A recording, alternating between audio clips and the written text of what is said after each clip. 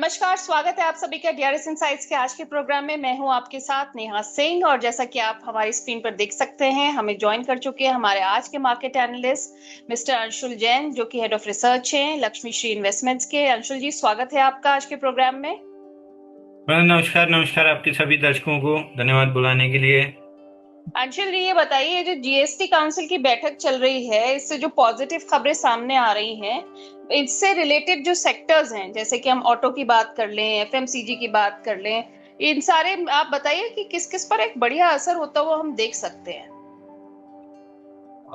जिस हिसाब से आज मार्केट रिएक्ट किया है, सबसे ज़्यादा पॉजिटिव इफेक्ट तो ऐसा लग रहा है कि ऑटो स्टॉक्स पे आया है, मेटल स्टॉक्स पे आया है। सबसे ज़्यादा मेटल पे आया है। मेटल में तो हम्म। कहीं कहीं से दूर दूर तक ब्रेकआउट नहीं दिख रहा था। सारे स्टॉक्स ब्रेकआउट के मतलब majority of the stocks breakout के पास पहुंच गए हैं। टाटा स्टील अपने नेकलाइन पे आ गया है 230 दिन के कपनैंडल के। हिंडाल्को ने अच्छा ब्रेकआउट निकाल लिया है। तो कल मेरे ख्याल से थोड़ा सा और अगर पॉजिटिव रिएक्शन मिलता है तो एक बार के लिए हल्की सी प्रॉफिट बुकिंग 2 से 3 दिन के हिसाब से करना चाहिए। मतलब expectation buy on rumour sell on confirmation वाला हाल है। रूमर्स पे अच्छी बढ़त मिली है, तो कल एक बार कंफर्मेशन होने के बाद प्रॉफिट बुक करनी चाहिए। बट ऑलराइट, आप कह रहे हैं ऑटो कि और हाँ जी, मेटल, ये दो में तेजी रहनी चाहिए। मेटल में सबसे ज्यादा तेजी देखी गई इस काउंसिल की बैठक के बाद। और जैसे कि हम बात कर लें जेएसडब्ल्यू की, हिंडाल्को की, टाटा स्टील की, आप कहते हैं they were one of the biggest gainers. तो आप इसमें कल थोड़ी प्रॉफिट बुकिंग होते हुए देखेंगे, अभी तेजी बरकरार रहने वाली है? नहीं, मैं ये कह रहा हूँ कि एकदम से अगर बड़ा गैप अप मिलता है तो आप थोड़ी सी प्रॉफिट बुकिंग कर लें और डिप पे वापस एंटर कर लें, क्योंकि तेजी तो इन स्टॉक्स में बहुत बड़ी और लंबी बची हुई है। ऐसा नहीं कि कल ही तेजी खत्म हो जाएगी। हम्म। एक आप राना पाया है और न्यूज अच्छी आई है, तो एक गैप अप मिलता है तो एक छोटी सी प्रॉफिट बुकिंग कर लें, ताकि डिप पे आपको वापस ऐड करने का मौका मिल जाए। अगर एक बार ऊपर बेच के नीचे लेने का मौका मिल रहा है तो इसमें कोई बुराई नहीं है कि प्रॉफिट बुक करके नीचे दोबारा ले लिया जाए। ओके। अंशुल जी, ऑटो सेक्टर की भी बात हो रही थी, मेटल की भी जैसे आपने बताया, इनमें से कुछ आपके चुनिंदा स्टॉक्स जो आपको लगता है अभी अच्छा चलने वाले हैं? देखिए, मेटल में तो आप देखेंगे टाटा स्टील। सबसे पहले मैं इस पे buy sell stop loss target इसलिए नहीं दूंगा क्योंकि दुनिया जानती है जब भी टाटा स्टील पे ब्रेकआउट आता है मैं खुद ही बाई करता हूँ। 230 दिन का कपनैंडल पैटर्न का ब्रेकआउट बना है। आज वॉल्यूम था लगभग 361% वॉल्यूम राइज था अगेंस्ट 50 डे मूविंग एवरेज, और बिल्कुल नेकलाइन के ऊपर जाके क्लोज किया है 165 के। तो यहाँ से जैसे ही ब्रेकआउट कंफर्म होगा या पोस्ट ब्रेकआउट टाइटनेस आएगी तो मैं अपने लिए बाई करूंगा। जो पुराना टारगेट मेरा 225 240 का है वो अभी भी इंटैक्ट है, तो मैं अपने लिए इसको सिलेक्ट कर रहा हूँ कि जैसे ही कोई मौका या ट्रेड बनेगा मैं खुद ही बाई करूंगा। दूसरा, Hindalco almost all time high पे है, ऑल टाइम हाई से 20 रुपये नीचे है। और आपको याद होगा आप ही के चैनल पे जब से मैंने स्टार्ट किया है, मेरे को याद है कि अप्रैल में, आई गेस, हाँ, अप्रैल या मई के दौरान जब ये 640 रुपए के आसपास था, तो मैं काफी रिकमेंड करता था कि ऑल टाइम हाई के ऊपर जाएगा, मतलब और उससे भी ऊपर जाएगा तो इसको खरीद के चलिए, इन्वेस्टर्स को हम्म। एक्यूमुलेट करना चाहिए। ऑल टाइम हाई से 20 रुपये रह गया है, ये भी निकल जाएगा। इसके बाद ये स्टॉक आराम से 900 से 1000 रुपए तक चला जाएगा। Second best pick after Tata steel is Hindalco, और third best pick will be Vedanta. Vedanta में पूरा बॉक्स बना हुआ है और अपना लो प्रोटेक्ट करते हुए चल रहा है। तो ऊपर में अगर पुराना डिविडेंड निकाल देंगे, डिविडेंड एडजस्ट करके चार्ट देखेंगे तो 452 453 का ब्रेकआउट है, और ये ब्रेकआउट आते से स्टॉक में 489 तक की अपसाइड मिलेगी। तो लेवल्स वही हैं जो पहले थे। अब हम्म। डिविडेंड एडजस्ट होने के बाद थोड़े से नीचे आ गए। जैसे पहले 509 रुपए था, डिविडेंड निकलने के बाद 489 आ गया, तो डिविडेंड एडजस्टेड लेवल बता रहा हूँ। 451 का ब्रेकआउट आता है तो 489 तक चला जाएगा। तो मेटल में ये तीन मेरे टॉप पिक्स हैं। एक एनएमडीसी और आज मेरी टीम ने बाई दिया था। एनएमडीसी में 37 वीक्स के कपनैंडल पैटर्न का ब्रेकआउट है। यहाँ पे भी पोस्ट डिविडेंड एडजस्टमेंट 78.96 तक का टारगेट आ सकता है। ओके। तो ये टारगेट्स आपने बता दिए, अब ऑटो सेक्टर पे थोड़ी सी नजर डाल लेंगे। ऑटो सेक्टर के लिए आप क्या देखते हैं आने वाले वक्त में? देखिए, ऑटो सेक्टर में आपको याद होगा लगभग 2600 रुपए से मैं बोलते आ रहा था कि टीवीएस मोटर में ऑल टाइम हाई लगेगा, उसके ऊपर 10% एक्सटेंशन मिलेगा। 3300 से 3400 का टारगेट बनेगा, जो आज टेस्ट हो गया है 3400 रुपये। तो मैं अभी फिलहाल के लिए टीवीएस मोटर में, अगर कोई कल गैप अप ओपनिंग मिलती है तो भी, नहीं मिलती है तो भी टीवीएस मोटर में प्रॉफिट बुक कर लेना चाहिए। दूसरा स्टॉक मारुति, यहाँ भी all time high plus extension मिला के 14,000 का टारगेट था जो कंप्लीट हो गया, वहां भी प्रॉफिट बुकिंग कर लेना चाहिए। अब क्या लेना चाहिए, दो स्टॉक में तो अच्छी प्रॉफिट बुकिंग हो गई, लेना क्या चाहिए? लेना चाहिए आपको महिंद्रा एंड महिंद्रा। स्टॉक ने जस्ट ऑल टाइम हाई का ब्रेकआउट दिया और ब्रेकआउट देके रीटेस्ट कर रहा है। तो अब यहां से अगर किसी स्टॉक में लंबी तेजी 15-20% की तेजी अगर बनेगी तो वो है महिंद्रा एंड महिंद्रा। तो आपके लिए महिंद्रा एंड महिंद्रा बहुत बेहतरीन ऑटो में बाई रहेगा। ऑटो इंडेक्स भी 25,555 के ब्रेकआउट पॉइंट को, मतलब वो टारगेट था, उसको टेस्ट करने के बाद 2 हफ्ते वहीं पे कंसोलिडेट किया और करंट वीक में ब्रेकआउट दे रहा है, तो अब यहाँ से ऑल टाइम हाई निकल जाएगा। तो एमएनएम आप कह रहे हैं करंट लेवल्स पे लिया जा सकता है? बिल्कुल, एमएनएम इकलौता ही स्टॉक है मेरे पास इस समय जो मैं बाय रिकमेंड कर रहा हूँ ऑटो में, क्योंकि शुरू से मैंने 4 ही स्टॉक रिकमेंड किए थे, टीवीएस, अशोक लीलैंड, महिंद्रा एंड महिंद्रा और मारुति। टीवीएस और मारुति में ऑल टाइम हाई प्लस 10% का एक्सटेंशन कंप्लीट हो चुका है। अब बचा है मैडम, इसको चलना चाहिए। ओके, अंशुल जी, उदय प्रमाणिक जी सवाल लेकर आए हैं अपना। पहले तो कह रहे हैं गुड इवनिंग सर, मैं अंशुल सर का बहुत बड़ा फैन हूँ, और उसी के साथ अपना सवाल भी लेकर आए हैं। कह रहे हैं मैंने सीजी पावर खरीदा था, what is the level of CG power जो हमें आने वाले वक्त में देखने को मिल सकता है, वो उस बारे में पूछ रहे हैं। इन्होंने बाय प्राइस नहीं लिखा है अपना।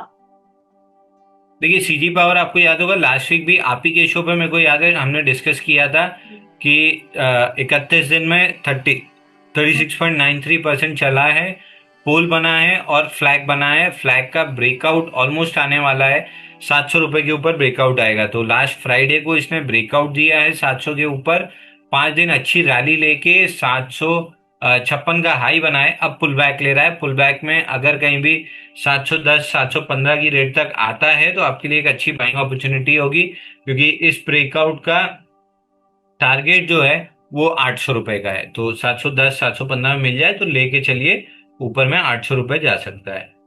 ऑलराइट, तो ये तो होगी सीजी पावर की बात। आरएफसी इन्होंने खरीदा है 160 के रेट पर, तो आरएफसी पर आपका व्यू जानना चाह रहे हैं। पीएफसी आरईसी ना, आरएफसी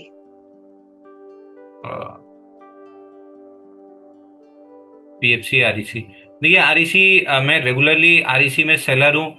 जब से 538 के नीचे बाइंग क्लाइमेक्स किया है, मैं रेगुलर इस पे बताते आ रहा हूँ 281 का टारगेट। फिलहाल एक्सट्रीम शॉर्ट टर्म में जो स्विंग लोज थे उनको टेस्ट किया है। जो स्विंग लो था 347 का, उसको टेस्ट किया तो बाउंस बैक बन रहा है। तो बाउंस बैक थोड़ा बहुत ऊपर खींच सकता है, लेकिन उसके बाद वापस से 281 का टारगेट आएगा। इसी का भाई पीएफसी थोड़ा सा कम गिरा है, बट इवेंचुअली 430 नहीं निकाल पाया तो 336 तक नीचे आ सकता है। मैं लगभग सभी पीएसयूज पे बेरिश हूँ, आईयूसी, एचपीसीएल, बीपीसीएल छोड़ के लगभग ही सभी पीएसयू पे, और इन स्टॉक्स पे तो पर्टिकुलरली बेरिश हूँ जब से बाइंग क्लाइमेक्स हुआ है। ऑलराइट, तो ये तो होगा आपका पीएसयूज पे व्यू। स्वरूप नंदी जी कह रहे हैं अंशुल सर को मेरा प्रणाम सर, मेरा मुथूट फाइनेंस में मेरी बाइंग है एट द रेट ऑफ 2787। देखिए, मुथूट फाइनेंस में लास्ट ब्रेकआउट आया था 2268 पे, जिसका टारगेट लगभग 28-29 रुपए था, कंप्लीट हो गया है। मेरे को यहाँ से बहुत कॉन्फिडेंट अपसाइड नहीं दिख रही है, हालांकि पिछले 4 दिन में ब्रेकआउट एंड मूव मिला है, बट मैं बहुत कॉन्फिडेंट नहीं हूँ कि यहाँ से स्टॉक बहुत ऊपर जाएगा, क्योंकि श्रीराम फाइनेंस आपको याद होगा ऐसे ही पैटर्न बना के एकदम 715 से फेल होके नीचे 600 के नीचे आ गया है। तो मेरे को उस टाइप का फेलियर होते हुए ज्यादा दिख रहा है। मैं फिलहाल इस स्टॉक से दूर रहूंगा। ऑलराइट, तभी आप इस स्टॉक से दूर रहने की सलाह दे रहे हैं। निशान जी हैं, कह रहे हैं good evening sir and ma'am. Good evening निशान जी, मेरे पास पावर ग्रिड का शेयर है, मेरा जो बाइंग रेट है वो है 292 रुपीज का, तो उस पर आपका गाइडेंस मांग।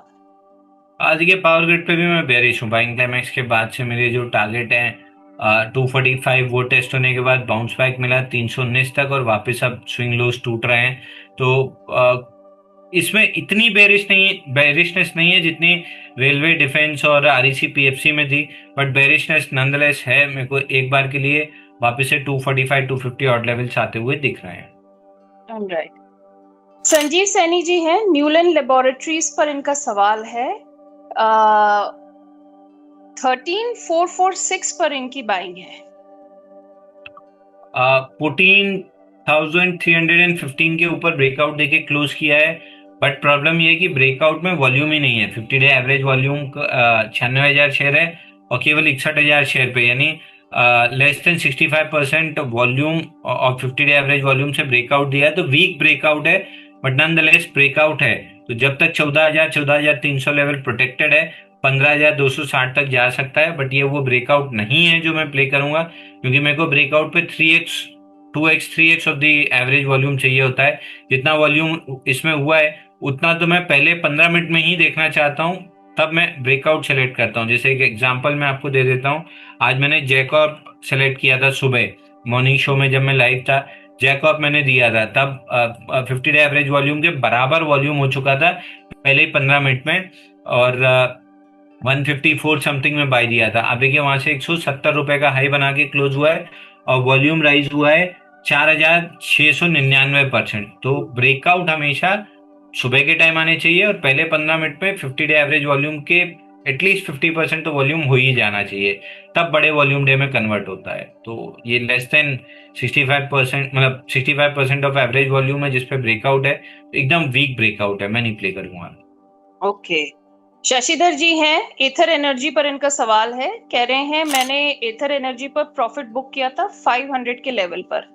कह रहे हैं मुझे लग रहा है कि लॉन्ग टर्म होल्ड कर सकते हैं इसको अभी से, तो आपका व्यू जानना चाह रहे हैं इस पर। देखिए मैं तो लॉन्ग टर्म का प्लेयर ही नहीं हूँ, तो मेरे को लॉन्ग टर्म का तो कोई आइडिया नहीं है कि ये स्टॉक कहाँ जाएगा। मैं बहुत लिमिटेड स्टॉक्स लॉन्ग टर्म के लिए स्टडी करके अपना रखा हुआ हूँ, जिसमें 200-300% की अपसाइड दिख रही है, और उनमें मैं खुद ही प्ले करता हूँ, तो मैं ज़्यादा उनको डिस्कस करता भी नहीं हूँ, Adani Tata being one of them. But इसमें शॉर्ट टर्म में एक्सट्रीम अच्छी खासी रन अप हो चुकी है। अगर आपने प्रॉफिट बुक कर लिया तो बहुत बेहतरीन है। ऑलमोस्ट वो सिगरेट कंपनी थी गॉडफ्रे फिलिप, उस टाइप का पैटर्न है। 513 निकालता है तो थोड़ी सी अपसाइड बनेगी, बाकी मेरे को बहुत उम्मीद नहीं है कि इसमें कोई अपसाइड बनेगी। ऑलराइट, आपको बहुत उम्मीद नहीं है इसमें। तनिष्क जी हैं, जीएसएफसी पर इनका सवाल है। कह रहे हैं जीएसएफसी स्विंग ट्रेड के लिए किस लेवल पर बाय कर सकते हैं सर? और देखिए जीएसएफसी आज मैंने मल्टीपल प्लेटफॉर्म्स पे बाई दिया है। अब देखिए क्या हुआ है, पहले आरसीएफ ने 161.50 का टारगेट कंप्लीट किया और वापस से मेरे को अभी भी तेजी लग रही है, तो मैंने वापस बाई दिया अपने क्लाइंट्स को। अगला टारगेट मेरा 176 का है। दूसरा एनएफएल बाई दिया था, वो भी 6-7% चल गया, तो एक साल की एफडी का पैसा अंदर हो चुका है। सेक्टर चल रहा है तो थर्ड बेस्ट पिक फिर मेरे पास जीएसएफसी थी। 154 डेज का कपनल पैटर्न ब्रेकआउट है।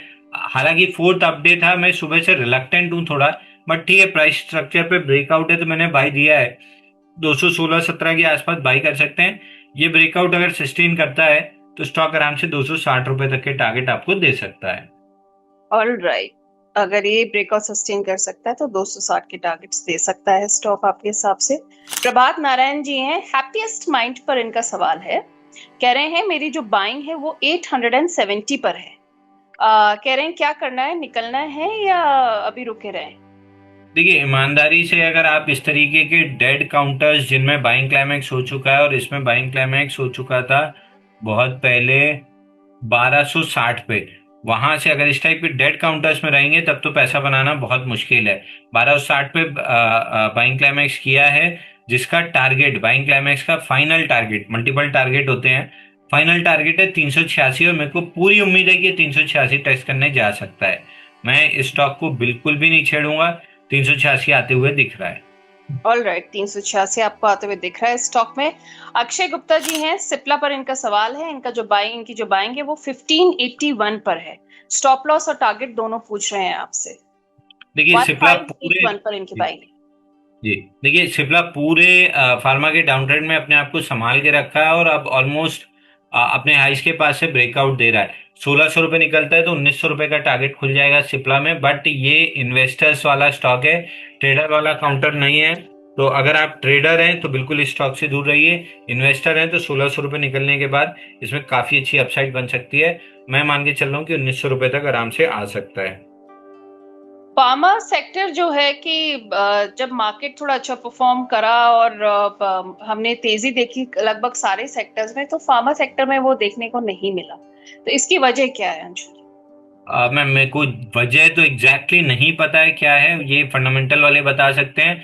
बट मैं आपको मोटी मोटी वजह बता सकता हूँ, मतलब बारीकी में जाके तो कोई फंडामेंटल एनालिस्ट बता सकता है। शुरू से रिलक्टेंट रहा फार्मा बाई करने में। अभी भी मैं शिप्ला में ब्रेकआउट जरूर बता रहा हूँ, बट मैं शायद ना अपने क्लाइंट्स को रेकमेंड करूंगा ना प्ले करूंगा।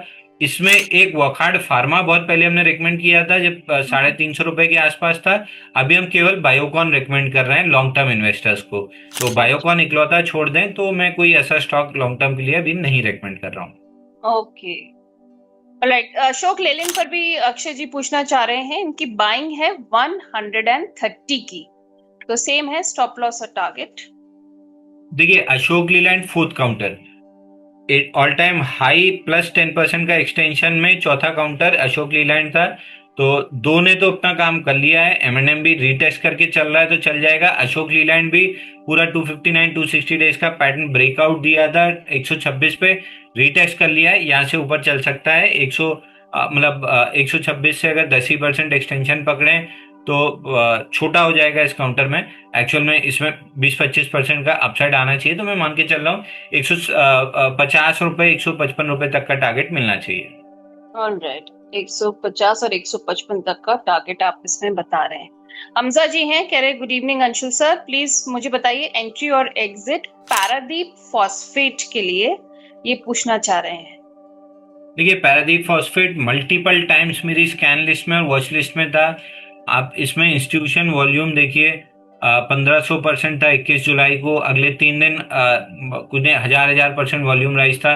उसके बाद 29 जुलाई को जो एक्सट्रीम पीक बना है, 1170% वॉल्यूम राइज 93 मिलियन वॉल्यूम से। उसके बाद से स्टॉक मेरी वॉच लिस्ट से हट गया क्योंकि वो कंप्लीटली सेलिंग वॉल्यूम था और वही ऑल टाइम हाई बना है। तो पारादीप पे मैं नया बाई तभी करूंगा जब 232 235 के ऊपर स्टॉक जाके सस्टेन करने लगेगा। और आई एम श्योर कि जब 232 का ब्रेकआउट देगा तो भी मैं कोई वजह खोज लूंगा इसको बाई ना देने की, क्योंकि इतने बड़े सेलिंग वॉल्यूम को इतनी जल्दी तो एब्जॉर्ब नहीं किया जा सकता। कम से कम 4 से 5 महीना लगता है इस वॉल्यूम को एब्जॉर्ब करने में, और अभी 4 से 5 हफ्ते भी नहीं निकले हैं। तो मेरा बिल्कुल इंटरेस्ट नहीं है। बल्कि अगर ये स्टॉक बीच में जो निकलाइन है ₹195 की, इसको तोड़ देता है तो ये बाइंग क्लाइमेक्स कंफर्म कर देगा और काफी नीचे के टारगेट्स खुल जाएंगे। तो मैं अभी स्टॉक से एकदम दूर हूँ। 232 235 के ऊपर टिक के जब अपनी स्ट्रेंथ प्रूव कर लेगा तब शायद मैं बाई दे दूं। ऑलराइट, ये तो हो गई पारादीप फॉस्फेट की बात। सेम एंट्री और एग्जिट ये पूछ रहे हैं ओला और स्टार सीमेंट में भी। और साग सीमेंट मतलब वही सागर सीमेंट की बात कर रहे होंगे ये। मेरे ख्याल से स्टार वाला तो हमने कई बार डिस्कस किया है। नहीं, स्टार सीमेंट अलग है, साग सीमेंट अलग है, नहीं एस नहीं, एच जी स्टार स्टार वाला ही सीमेंट। बात कर रहे हैं। अच्छा, मेरे को दोनों ठीक लग रहा है। अगर आप सागर सीमेंट की बात कर रहे हैं, क्योंकि वो खोल लिया है मैंने। सागर सीमेंट में भी 307 दिन का कपनैडल पैटर्न का ब्रेकआउट बन रहा है। ऊपर में ₹277 अगर निकलता है तो इस काउंटर में काफी अच्छी तेजी डेवलप हो सकती है 370 375 तक। बट अभी उतना अच्छा डेवलप नहीं हुआ जितना अच्छा डेवलपमेंट में चाह रहा था। तो सागर सीमेंट मेरी वॉच लिस्ट में जरूर बना हुआ है। और अगर आपने स्टार सीमेंट हाँ, पूछा है, सागर सीमेंट नहीं पूछा है, तो स्टार सीमेंट में 131 डेज का जो ब्रेकआउट आया था 242 पे, उसका टारगेट कंप्लीट हो गया है। 288 और 290 का था, वो कंप्लीट करके 298 चल रहा है। 308 का हाई बना लिया, तो एक बार प्रॉफिट बुकिंग कर लेना चाहिए अगर स्टार सीमेंट की बात कर रहे हैं। जी तो स्टार। अगर स्टार सीमेंट ही लिया है तो बुक करके सागर सीमेंट में आ जाइए। अगर नया लेने की सोच रहे हैं तो फिलहाल के लिए छोड़ दीजिए, अच्छा नहीं लग रहा है। मतलब अच्छा क्या नहीं लग रहा है, टारगेट कंप्लीट हुआ है। और ऑलराइट, और ओला। दूसरा काउंटर का ओला इलेक्ट्रिक था। देखिए ओला इलेक्ट्रिक ₹110 से मैं नेगेटिव था 10 रुपए के लिए। ₹40 पे जब इसने इंस्टीट्यूशन वॉल्यूम दिखाना स्टार्ट किया, वो भी बाइंग साइड में, तो मैंने अपने ₹10 का व्यू ड्रॉप करके न्यूट्रल हो गया था स्टॉक पे। 48.9 के ब्रेकआउट पे मैं पॉजिटिव था फॉर 66.6, जो कि आज तोड़ के क्लोज किया है। बीच में दो कैंडल ऐसी हैं जहां 1.1 बिलियन शेयर का काम हुआ है, अच्छे वॉल्यूम राइज के साथ, ऑलमोस्ट 1200-1200%। और आज का वॉल्यूम भी 1 बिलियन का है, 533% वॉल्यूम राइज है। अगर ये 66 के ऊपर टिका रह जाता है तो अगला टारगेट 80 रुपये 80 पैसे का है। बट मेरे को लग रहा है यहाँ पे कम से कम 1-2 हफ्ते कंसोलिडेट करना चाहिए, उसके बाद 80 रुपये 80 पैसे का टारगेट आएगा। ऑलराइट। तनिष जी, एक सवाल लेकर आए हैं। कह रहे हैं अगर इन्वेस्ट करने हो 5 लाख रुपए अगले 4 से 5 महीने के लिए, तो कह रहे हैं मैं 1-1.5 मंथ में से मतलब तक थोड़ा थोड़ा थोड़ा स्लोली इन्वेस्ट करना चाहता हूँ। तो प्लीज सर से आप पूछिए 3-4 कंपनीज जो कि सही हैं इन्वेस्ट करने के लिए इस वक्त। देखिए, मेरा जनरल माइंडसेट ये होता है कि हफ्ता 10 दिन में मेरे को 1 साल की एफडी का पैसा मिल जाए तो मैं स्टॉक से बाहर हो जाऊं। जैकॉब जैसे आज दिया, और भी स्टॉक्स हमने आज बाई दिए हैं। एक आज जैसे हमने लास्ट वीक आपको एनएफएल जमुना ऑटो दिया था, डेटामेटिक्स दिया था, शर्मा दिया था, प्रीकॉल लिमिटेड दिया था, रेड गेन, आरसीएफ, नेटवेब, जैक, और सब 7-7 8-8% फटाफट चल गए। तो मैं जनरली उस टाइप का प्लेयर हूँ जो फटाफट इन एंड एग्जिट, मैं उतनी जल्दी अपना स्टॉप लॉस भी काट लेता हूँ 4% पे, और 8% पे मैं बुक भी कर लेता हूँ। तो ये 3-4 महीने वाला थोड़ा सा मेरे लिए ट्रिकी होगा, बट फिर भी अगर मेरे को कुछ लेना ही होगा तो आई वुड प्रिफर, मैं सीमेंट स्पेस पे थोड़ा सा ध्यान रखूंगा। मैं लार्ज कैप पे रहूंगा ताकि लॉस होने की प्रोबेबिलिटी कम रहे, या फंस जाए तो भी दिक्कत ना रहे। एसीसी, अंबुजा सीमेंट, इन दो काउंटर में मैं बाइंग कर सकता हूं, और प्रिफर मेरा एसीसी रहेगा क्योंकि गिरा हुआ है, ऑल टाइम हाई तक जाने में ज़्यादा इसकी प्रोबेबिलिटी है। तो आई वुड सजेस्ट थोड़ा थोड़ा करके एसीसी में अगर आप लेते बेचते रहेंगे 4-5 महीने में ठीक ठाक पैसा बना लेंगे। ऑलराइट, तो ये तो हो गए दो आपकी तरफ से। संजीव सैनी जी हैं, अडानी पावर पर 1 महीने का टारगेट आपसे जानना चाह रहे हैं कि क्या हो सकता है। देखिए, अदानी पावर में 1 महीने का टारगेट तो बहुत मुश्किल है, क्योंकि ये जब 495% वॉल्यूम राइज के साथ 10 जून को 610 रुपये आया था, तभी मेरे को लग रहा था कि 1 महीने में 681 कर देगा। लेकिन ये फिर नीचे आया, फिर उसी लेवल पे आया, फिर नीचे आया, फिर उसी लेवल पे आया, मल्टीपल टाइम आ चुका है। तो जिस भी दिन इसका मौका लगेगा, जिस भी दिन इसका दिन आएगा, ये एक ही दिन में फटफटा के 10-12% फटेगा और 681 रुपये और 752 रुपये कर देगा। तो इसको 1 महीने 2 महीने की समय परिधि में मत बांधिए, आराम से लेके छोड़ दीजिए। जिस भी दिन फटेगा सिर्फ 2 दिन लगेंगे इसको 681 पहुंचने में। अब वो 2 दिन मेरे को जून के स्टार्ट में ही लग रहा था आ जाएगा, लेकिन अब हम ऑलमोस्ट सितंबर के स्टार्ट में आए हैं, नहीं आया है। बट ये जो 2 दिन है किसी भी वक्त आ सकते हैं और 681 हो सकता है। तो समय में मत बांधिए, रखे रहिए, बेहतरीन स्टॉक है। 681 तो प्राइमरी टारगेट है, 752 दूसरा मतलब मेन टारगेट है। आराम से रखिए इसको। ऑलराइट, तो आराम से रख सकते हैं इसको।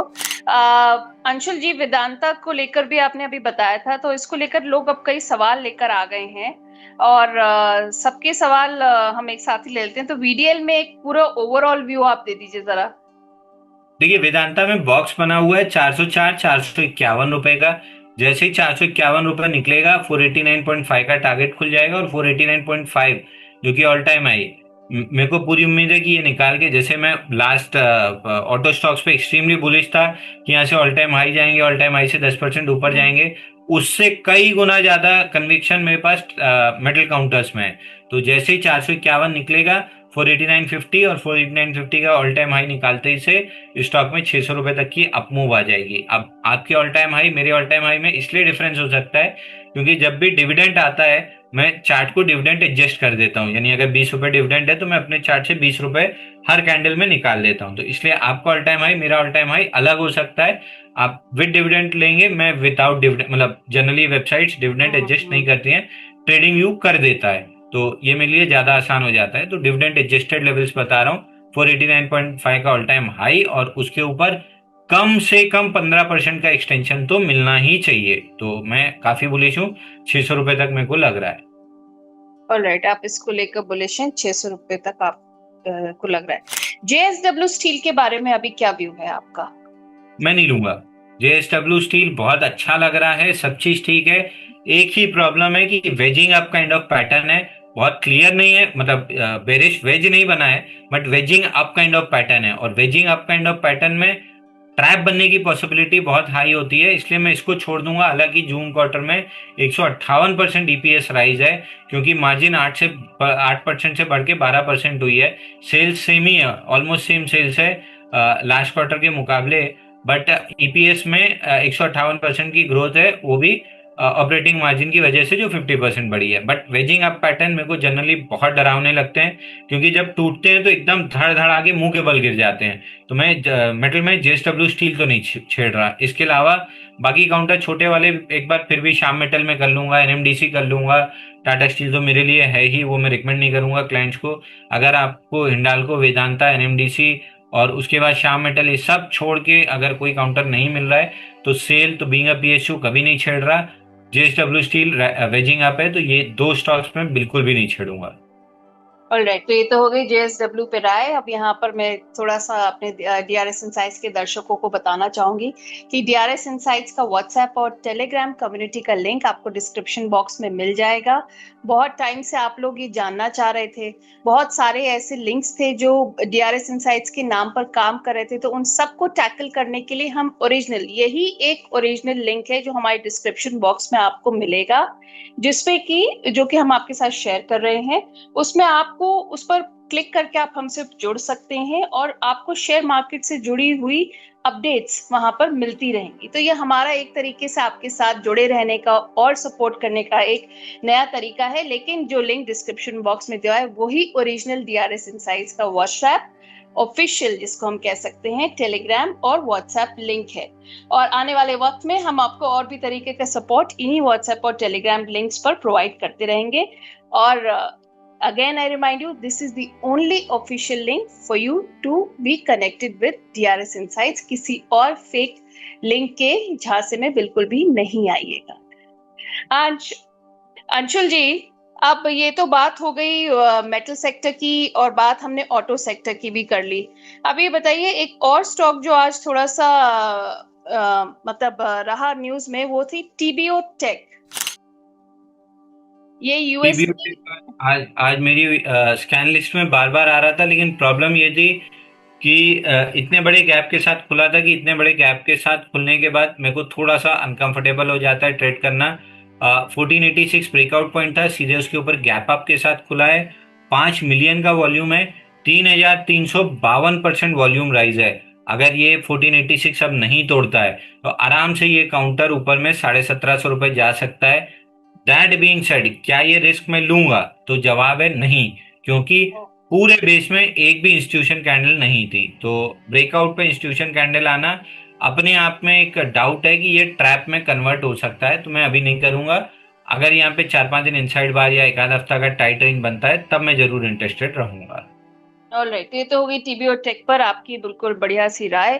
तनिष जी सवाल लेकर आए हैं कि रिलायंस और टाटा स्टील पर 6 महीने का सर व्यू क्या है? वैसे टाटा स्टील पर अभी का व्यू तो अंशुल जी दे चुके हैं। अंशुल जी, रिलायंस पर भी थोड़ा सा व्यू दे दीजिए इनको। देखिए मैडम, जो व्यू टाटा स्टील के लिए था वही व्यू रिलायंस के लिए है। टाटा स्टील भी ब्रेकआउट्स पे मैं अपने पोर्टफोलियो में प्ले करता हूँ, रिलायंस भी ब्रेकआउट्स पे मैं अपने पोर्टफोलियो में प्ले करता हूँ। तो मैं इस पे जनरली बात करने से बचता हूँ, buy sell stop loss target देने से बचता हूँ, क्योंकि सेबी का नियम आपको ही पता है, जिसपे आप बाई सेल बता देंगे 30 दिन पहले, 30 दिन बाद तक आप ट्रेड नहीं कर सकते। दैट बीइंग सेड, जब 1520 पे मैंने रिलायंस अपना बुक किया था, 1220 पे लिया था, आपको याद होगा। 1520 पे जब मैंने बुक किया था, 1395 मेरा नीचे का पहला टारगेट था, और दूसरा टारगेट था 1328। अब 1340 का लो बना के एजीएम की वजह से थोड़ा सा बाउंस आ गया है, बट इवेंचुअली ये 1328 और उसके थोड़ा सा नीचे आएगा स्टॉक। जब आ जाएगा तो मैं अपने पर्सनल पोर्टफोलियो में भरना इसको स्टार्ट करूंगा, क्योंकि यहां से मेरे को जाते हुए दिख रहा है ये कम से कम 2000, मतलब मैं एक्सट्रीम पेसिमिज्म के साथ बात करूं तो 2000 रुपए, और अगर ठीक ठीक अच्छे मूड से और ऑप्टिमिस्टिकली बात करूं 2400 रुपए का टारगेट दिखता है। वजह बता देता हूं, भारतीय एयरटेल का मार्केट कैप, भारतीय एयरटेल का मार्केट कैप है 10,81,000 करोड़, और कम से कम 20% पे पकड़िए अपसाइड पे, तो 11 दूनी 22, कम से कम 12.5-13 लाख करोड़ पे जियो की लिस्टिंग होनी चाहिए। उस हिसाब से रिलायंस की वैल्यूएशन कम से कम 1900 से 2000 रुपए की तो बनती ही बनती है। अगर उसी बीच में रिलायंस रिटेल की वैल्यू अनलॉकिंग या बाकी चीजों की भी वैल्यू अनलॉकिंग करने लगे, 2400 रुपए आराम से खड़ा हो जाएगा। तो कहीं भी 1328 के नीचे मेरे लिए अच्छी एंट्री प्राइस बन जाएगी एज एन इन्वेस्टर, ट्रेडर नहीं। ऑलराइट, तो रिलायंस पे व्यू मिल गया आपको। नीरज गर्ग जी मदरसन के ऊपर सवाल लेकर आए हैं, 112 पर इनकी बाइंग है, आपका सजेशन मांग रहे हैं। मदरसन सुमी ये संभाजी, 96। देखिए इस काउंटर में भी डबल टॉप और बाइंग क्लाइमेक्स बना था। 120 रुपये जब से टूटा है, बाइंग क्लाइमेक्स के टारगेट 71 कंप्लीट कर चुका है। उसके बाद से रेंज में है ऑलमोस्ट। अगर अपर एंड पकड़ेंगे तो 105 के आसपास, और lower end of the range पकड़ेंगे तो रफली जो है 90 रुपए की है। 90 105 के बीच में घूम रहा है, और मोस्ट लाइकली 4 6 महीने इसी रेंज में घूमेगा। 2 क्वार्टर से ईपीएस डी ग्रोथ आने लगी है। प्रॉफिट में कंपनी लॉस में नहीं है, प्रॉफिट कम होता जा रहा है। ईपीएस डी ग्रोथ हो रही है, -51 और -67% ही मार्च और जून में। तो बहुत जल्दी ये काउंटर चलने वाला नहीं है। एक आध और क्वार्टर ईपीएस डी ग्रोथ या गलती से लॉस पोस्ट कर दिया, 90 रुपए तोड़ के एकदम मुंह के बल गिर जाएगा 60 रुपए तक। ओके। गेल इंडिया पर एक महीने का व्यू मांग रहे हैं संजीव जी, क्या आप व्यू रखते हैं गेल पर? देखिए लार्ज कैप ना, जिस जिस स्टॉक का मार्केट कैप 30 40 हजार करोड़ से ऊपर चला गया, थोड़े बहुत ऐसे काउंटर है जो 60 65 हजार करोड़ के मार्केट कैप वाले भी फटाफट चलते हैं, बट जनरली 30 40 हजार करोड़ के ऊपर वाले मार्केट कैप में एक महीने का व्यू लिया ही नहीं जाता है। ये 1,20,000 करोड़ का मार्केट कैप है। ये सब हाथी होते हैं, धीरे धीरे चलते हैं। तो फिलहाल 177 का रेजिस्टेंस पार किया है। 196 और 205 के लेवल आ सकते हैं, बट वो शायद एक महीने में ना आए, 3 4 महीने भी लगा सकता है। अगर आपका व्यू कहीं भी 3 से 5 दिन से लेके एक महीने का है, तो आप एक कैप लगाइए। मार्केट कैप 40 हजार करोड़ से ऊपर नहीं जाना चाहिए। इक्का दुक्का हियर एंड देयर काउंटर होने चाहिए, लेकिन वही है, पहले नियम ढंग से सीख लीजिए गेम के। उसके बाद कब तोड़ना है ये आपको अपने आप पता चल जाएगा। तो पहले नियम को ढंग से रट लीजिए। 40 हजार करोड़ से ऊपर का मार्केट कैप है तो हमको बड़ा स्विंग या बड़ा मूव नहीं मिल सकता है। अब बहुत सिंपल सी चीज है, जयकौर आज बाई दिया था, आज ये काउंटर 20% सर्किट में लॉक हो गया था। मार्केट कैप कितना है अब? 20% ये बढ़ने के बाद मार्केट कैप 2,900 करोड़ है। नेटवेब हमने सुबह दिया था। नेटवेब आप देखिए, मैंने सुबह 9:46 पे 2369 पे दिया था। शाम तक ये स्टॉक 2564 यानी 200 रुपए चल गया। इसका मार्केट कैप कितना है? 14,000 करोड़। 10%, 8%, 10% चलने के बाद 14,000 करोड़ है। यानी कल इसका मार्केट कैप 13,000 करोड़ समथिंग था। 1,000 करोड़ आज बढ़ा है 10% बढ़ने के बाद। तो मार्केट कैप को ना 40,000 करोड़ से नीचे रखा कीजिए। अगर आपको फटाफट और क्विक मूव चाहिए है, तो जितना छोटा मार्केट कैप उतनी जल्दी मूव करेगा काउंटर। ये चीज ध्यान में रखिए। ओके, तो ये तो होगी मार्केट कैप पर लेकर इनसाइड व्यू। राहुल जी हैं, इनके पास सेल के शेयर्स हैं और इनका जो एवरेज प्राइस है वो है 149.39 का। कह रहे हैं लॉस बुक कर लें क्या, या अभी बढ़ सकता है?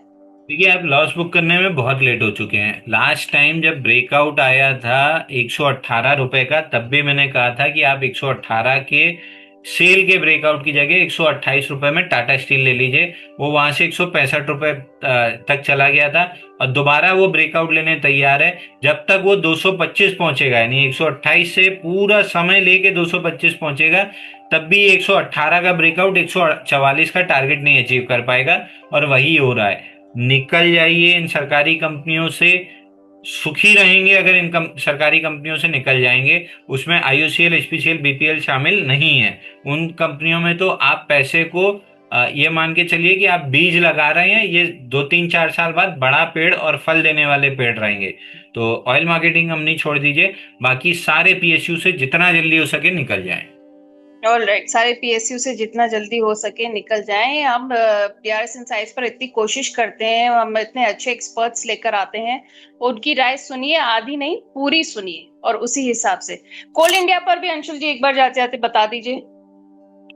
देखिए कोल इंडिया भी मेरे को बहुत अच्छा नहीं लगता है। हालांकि lower end of the zone 365 protect किया है।